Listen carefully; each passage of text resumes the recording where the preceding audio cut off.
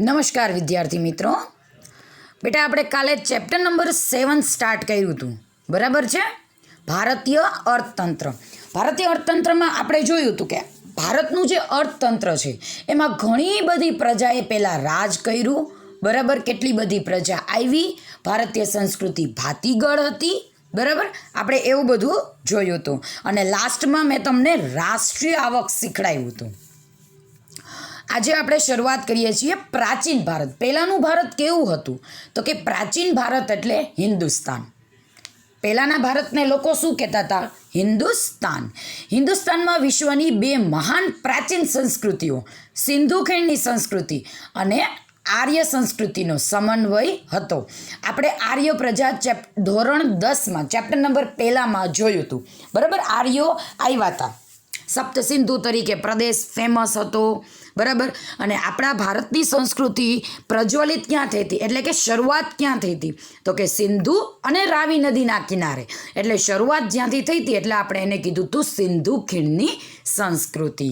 આ બે ભેગી થઈને બે મહાન સંસ્કૃતિ આપણા ભારતમાં વિશ્વની છે.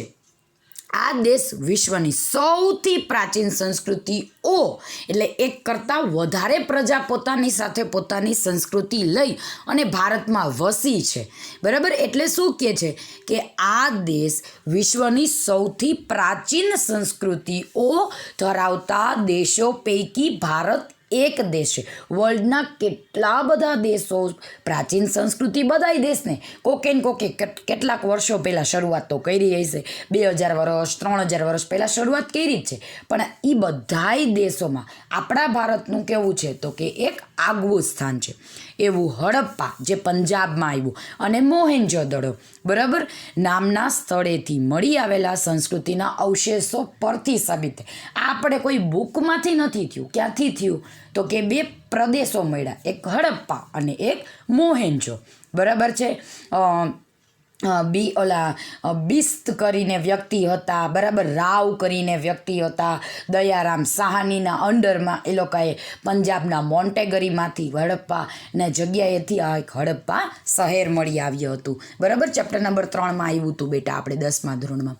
પ્રાચીન ભારતની આર્થિક સમૃદ્ધિ, એટલો બધો પૈસાવાળો દેશ હતો કે વિશ્વના દેશોની આંખો આંજી દેતો, એટલું બધું ચમક ધમક આપણા દેશમાં હતું, તેવી હતી. એના કારણે વિશ્વમાં ભારત પ્રાચીન સમયથી ખેતીની વિવિધ, એટલા બધા પાકો, એટલું બધું આપણે ઔષધિઓ બધું ભારતમાં હતું. એટલે ખેતીમાં વિવિધતા પ્લસ આધુનિકતા, થોડીક નવી ટેકનોલોજી ધરાવતો દેશ હતો. ભારતના ખેડૂતો પહેલેથી મહેનતુ અને સાહસિક અને પૈસાદાર હતો. શું કામ? કેમ કે પોતે ઉગાડતા અને પોતાના દેશમાં દેતા, પ્લસ બીજા દેશોમાં પણ પહેલાં વેપાર થતો જ હતો. જ્યારે ભારતના ઉદ્યોગો પર પણ કોઈ દ્રષ્ટિકોણથી નીચા ઉતરતા નહોતા. કોઈ જોવાવાળો વર્ગ પણ એમ ન કહે કે આ ઉદ્યોગો નીચો છે, બરાબર? દ્રષ્ટિકોણ બધા એક જ દ્રષ્ટિએથી જોતા કે ના, છે તો બહુ સારા ઉદ્યોગો ભારતમાં. એક સમયે ભારતના ઉદ્યોગોનો વિશ્વમાં ડંકો વાગતો. ખેતીમાં તો બેસ્ટ જ હતા, ખેડૂતો, પદ્ધતિ, વેપાર, પણ ઉદ્યોગોમાં પણ આપણો દેશ બહુ સારો હતો. અને વર્લ્ડમાં એમ કહેતા હતા કે ઉદ્યોગ કરવા જવો હોય ને, વેપાર કરવો હોય ને, તો ભારતમાં જવાય એમ. ભારત કાપડ ઉદ્યોગ, બરાબર? એમાંય સુતરાઉ કાપડ બેસ્ટ, કેમ કે સુતરાઉ કાપડ ભારતના 4 લાખ જેટલી પ્રજાને શું આપે છે? એક સુતરાઉ કાપડ 4 લાખ પ્રજાને ધંધો આપે છે. નાના મોટા મજૂરોથી માંડીને મેનેજર સુધી 4 લાખ લોકોને મહેનત મજૂરી કરતા હોય, બરાબર, પૈસો દેતા હોય, રોજીરોટી દેતા હોય, તો 4 લાખ લોકોને સુતરાઉ કાપડ એક દે છે. સુતરાઉ કાપડ એ પ્રમુખ ઉદ્યોગ છે ભારતનો, બરાબર? તો શું કહે છે? કાપડ ઉદ્યોગ, શણ ઉદ્યોગ, આપણને ખબર છે. શણનો તો હું તમને સમજાવતી. આપણે શણ નકરું પાણીમાં હોય, બરાબર? અને શણને વારે લાગે અને બહુ જ બધા પૈસાદાર આમાંથી તમે પૈસાવાળા બનો. અને ક્યાંનો ઉદ્યોગ છે? પશ્ચિમ બંગાળનો. પાડોશી દેશ જે છે, બરાબર, એ પાડોશી દેશના મજૂરો આપણા દેશમાં આવતા શણ ઉદ્યોગ કરવા માટે. શણ ઉદ્યોગ શું કામ પશ્ચિમ બંગાળમાં વિકસિત થયો તો એ પ્રશ્ન આવતો હતો. શું કામ? તો કે કારીગર સસ્તા મળી જાય, વીજળી સસ્તી મળી જાય, મજૂરો સસ્તા મળી જાય, એટલે મજૂરી ઓછી જોઈએ. અને નિકાસ શણ ઉદ્યોગમાં સૌથી વધારે ભારત કરે છે એટલે. બીજું કોલસાનો ઉદ્યોગ. નેક્સ્ટ ગળી, કપડામાં જે ગળી કરતા હોય એ ઉદ્યોગ. ચા ઉદ્યોગ, કોફી ઉદ્યોગ, રબર, બાગાયતી પાક છે, ચા, કોફી, એમ વિવિધ ઔદ્યોગિક ક્ષેત્રે વિકસિત હતું ભારત. આ બધામાં વિકસિત એટલે કે એનો વિકાસ થઈ ચૂક્યો હતો ભારતમાં. એમ આપણે ડેવલપિંગ નહોતા, ડેવલપ્ડ હતા. જેમાં ભારત સુતરાઉ કાપડના ઉદ્યોગ અને નિકાસ ક્ષેત્રે અગ્રેસર. એટલે પહેલાં મેં તમને કીધું ને 4 લાખ ભારતીયોને આપતો હોય બરાબર એ રોજગારી, તો ઓબ્વિયસલી એનું ટર્નઓવર કેવું હોય બીજા દેશો સાથે? ઓબ્વિયસલી વધારે હોય. જ્યારે ત્રીજા પક્ષે ભારતનો વેપાર વિશ્વ પ્રસિદ્ધિ પામી ચૂક્યો હતો. એમ ફેમસ થઈ ગયો હતો ભારતનો ઉદ્યોગ. એમ પ્રાચીન સમયમાં વિદેશ જવા માટેની ખૂબ અગવડતા હોવા છતાં ભારતીય વેપારીઓ જળ માર્ગે, હવે જો ફોરેન જવું હોય તો કેટલા બધા દિવસો થાય, પછી અહીંયા ફાવે ન ફાવે, અહીંથી માલ લઈ જાવો, કાંઈ પ્રોબ્લેમ થાય, વચ્ચે કેટલી બધી પ્રોબ્લેમ્સ હતી બરાબર. છતાંય વિશ્વના દેશોમાં ભારતના મરી મસાલા, તજ, તેજાણા, સુતરાઉ કાપડ, મલમલનું કાપડ, ગરમ કાપડ, લુધિયાણાના આપણે પંજાબમાં ફેમસ હતું ખબર છે ને એ ગરમ કાપડ વગેરેનું વેચાણ કરતા અને અઢળક નાણાંનું સર્જન કરતા. આપણે જળ માર્ગે પણ જાતા ખરી અને વેપાર કરતા ને કરતા જ બરાબર. ગમે એટલો પ્રોબ્લેમ થાય પણ આપણે નાણાંનું સર્જન, આપણે પૈસા, આપણે વેપાર અહીંયા કરી આવતા બરાબર. નિકાસ આયાત બધુંય કરતા એ સમયે, અત્યારે જેમ કરીએ છીએ, પણ આપણને પ્રોફિટ બહુ થતો. આમ સરવાળે એમ કહી શકાય કે ભારત ખેતી, ઉદ્યોગ અને વેપાર ક્ષેત્રે વિકસિત હતું. અત્યારે કેમ આપણો ભારત દેશ વિકાસશીલ છે? કેમ કે આપણી જે આવક છે બરાબર એ $735 નીચી હોય તો વિકાસશીલ, તો ભારત એક વિકાસશીલ છે. પણ એ સમયે તમે વિચારો કે આપણા અત્યાર કરતાં કેટલું બધું ડેવલપિંગ, કેટલા બધા પૈસાદાર હશે, કે કેટલા બધા સમજુ માણસ હશે, કે આપણા વેપારો કેવા ફોરેન હાલતા હશે, કે આપણે એ સમયે વિકસિત હતા અને અત્યારે કેવા વિકાસશીલ. અમેરિકા એ સમયે વિકાસશીલ હતું, વિકાસ કરતું હતું અને આજે વિકસિત થઈ ગયું. આપણે ઊંધું છે. જે આર્થિક સંપન્નતા એટલે પૈસાદાર તરીકે એક પ્રતીક હતું. એમ કે પૈસાદાર ગણાતો હોય દેશ તો કોણ? તો કે ભારત. એમ રોજગારીનું માળખું. પ્રાચીન ભારત ખેતી પ્રધાન હતું, ખબર જ છે. તેમ છતાં પ્રાચીન ભારત ખેતી ઉપરાંત ઉદ્યોગોની દ્રષ્ટિએ સારું, ખેતીમાં જ સારું, ઉદ્યોગોમાંય સારું. ભારતની મોટા ભાગની વસ્તી કોના ઉપર?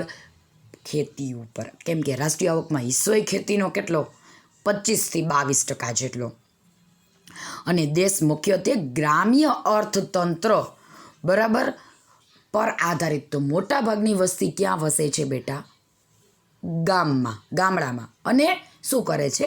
ખેતી. ભારતની ખેતી ખૂબ જ વૈવિધ્ય, કે જો બાગાયતી થાય, ફૂલ થાય, ફળ થાય, શાકભાજી થાય, અનાજ થાય, કઠોળ થાય, તેલીબિયા થાય, કેટલું બધું થાય, રોકડિયા પાક. તો કે ભારતની ખેતી વૈવિધ્યપૂર્ણ છે અને સમૃદ્ધ છે, પૈસાદાર હતી. જેના કારણે ગ્રામ્ય વિસ્તારો કેવા હતા? સ્વાવલંબી. એને કોઈ ઉપર આધાર નહોતો રાખવો પડતો બરાબર, કે આ લઈ જશે, આ મને પૈસા આપે તો હું કરું. પહેલેથી જ આપણો દેશ સ્વાવલંબી હતો. ગ્રામ્ય વસ્તી પોતાની જરૂરિયાતોની વસ્તુ, અનાજ, શાકભાજી, ફળાદી, કપડાં, પગરખાં એટલે કે ચપ્પલ, પશુપાલન અને ખેતીજન્ય વસ્તુઓનું ઉત્પાદન એ પોતે શહેરમાં ન આવતા, ત્યાં એની જરૂરિયાતની વસ્તુ ઉગાડી અને કરી નાખતા અને વાપરતા. જેના કારણે તેઓનું જીવન કેવું હતું? ખૂબ જ સુખી હતા એ લોકો બરાબર. અત્યારે કેવા છે ગામડાના, કે સિટીમાં તો આટલી બધી ફેસિલિટી પણ આપણે જઈ નથી શકતા અને આપણી પાસે પૈસા નથી. આજનો ખેડૂત દુઃખી છે. કેમ કે જો અત્યારે કાલના જ ન્યૂઝમાં આવતું હતું કે બહુચરાજીના આજુબાજુમાં ક્યાંક કેનાલ તૂટી ગઈ બરાબર, ને એ વ્યક્તિએ જીરું વાવ્યું હતું, તો બધું કેનાલનું ગંદુ પાણી ક્યાં આવી ગયું? તો કે એના ખેતરમાં આવી ગયું બરાબર. હવે એના બિચારાના ખેતરમાં આવી ગયો એટલે ખેતરનો પાક બગડી ગયો. હવે એ સરકારને અપીલ કરે છે કે આ મારું નુકસાન થયું, એ કોણ ભરશે? તો આજનો ખેડૂત, આ તો નોર્મલી વસ્તુ હતી, પણ આજનો ખેડૂતમાં જો વધારે વરસાદ આવે તોય વાંધો, ઓછો વરસાદ આવે તોય વાંધો બરાબર. અને એ પાક એને સરખું ચૂઝ કરતા નથી આવડતું કે કયો પાક વાવવો બરાબર. એ નથી વિશેષજ્ઞો પાસે જતા, કૃષિ અધિકારીઓ પાસે નથી જતા, ટોલ ફ્રી નંબર ઉપર ફોન નથી કરતા. આપણે આવતું હતું ટેકનિકલ સુધારામાં આપણે જોયું હતું 1800 180 15 51 ટોલ ફ્રી નંબર છે, એ ફોન નથી કરતા, બરાબર. કિસાન ડીડી કિસાન કરીને ચેનલ છે, એ નથી જોતા. ભણેલો ગણેલો વર્ગ છે, એ અત્યારે સારી સારી ખેતી કરે છે, પણ આજના જે પેઢી દર પેઢી કરે છે એ કરી શકતા નથી, કેમ કે એ અભણ છે, અજ્ઞાન છે. ઉદ્યોગો. ઇતિહાસકાર ટી રાયચૌધરીના મત મુજબ 19મી સદી પહેલાં ભારત ઔદ્યોગિક પેદાશોનું ઉત્પાદન કરનાર પહેલો અગ્રગણ્ય એટલે આગળ પડતો હતો. 19મી સદી પહેલાં ભારત મુખ્યત્વે સુતરાઉ અને મલમલ નિકાસ કરતો, એ તો ખબર જ છે. આ ઉપરાંત કાચું રેશમ, ગરમ કપડાં, સાલ, તાલપત્રી એટલે કે પ્લાસ્ટિક ઘઉંના કોથળા કેવા હોય ખખડે એવી તાલપત્રી હોય બહુ જ મોટી, મૂર્તિઓ, ગળી વગેરેનું ઉત્પાદન અને નિકાસ ભારતમાંથી કરવામાં આવતી. એટલે તમે વિચાર કરો, ભારત જ બનાવતો, બરાબર, ભારત બનાવતો હોય તો ભારતમાં કેટલો રૂપિયો હોય. પોતે બનાવતો, પોતાની ભારત પોતે તો સુખી હતો જ, બરાબર, પોતે પોતાના લોકો માટે તો બનાવતો, પ્લસ એ નિકાસ કરતો. સેવા. લગભગ ઈસવીસન પૂર્વે 600 એટલે કે 6ઠી સદીમાં પ્રાચીન ભારતમાં વિવિધ ચિહ્નોવાળા સિક્કા બનાવવામાં આવતા. ખબર જ છે, જૂના સિક્કાને ઘણા બધા લોકોને શોખ હોય. ખાસ કરીને આ સમયમાં વિવિધ વેપારી ગતિવિધિઓ તેમજ શહેરી વિકાસ માટે સીમાચિહ્નરૂપ કામકાજ કરવામાં આવતું હતું. વેપાર માટે એ લોકો આ વસ્તુનો યુઝ કરતા, એટલે હરફર થતું ગામડામાં સિટીમાં. રાજકીય એકતા, સામર્થ્ય તેમજ સૈન્ય સુરક્ષાને કારણે ખેત ઉત્પાદકતામાં અને વેપારમાં અસાધારણ વૃદ્ધિ નોંધવામાં આવી. જો રાષ્ટ્રીય એકતા તો હતી જ ભારતીયમાં, સામર્થ્ય આપણા બધામાં હતું ભારતીયોમાં, સૈન્ય સુરક્ષાને કારણે ખેત ઉત્પાદકતામાં અને વેપારમાં અસાધારણ વૃદ્ધિ. જો આપણે સિક્યુરિટીમાં બેસ્ટ હતા, પોલિટિશિયનમાં એટલી એકતા હતી, બરાબર, ખેતીના ઉત્પાદકમાં આપણે બહુ ફેમસ હતા. વૃદ્ધિ ધીમે ધીમે ધીમે ધીમે ધીમે થવા જ થતી હતી. ઉદાહરણ તરીકે લોથલ ખાતે મળેલ નગર વ્યવસ્થાના પુરાવાઓ. બરાબર સ્ટુડન્ટ્સ, આજે આપણે પ્રાચીન ભારત ભણ્યા અને રોજગારીનું માળખું, ખેતી, ઉદ્યોગ અને સેવા. બરાબર, નમસ્કાર.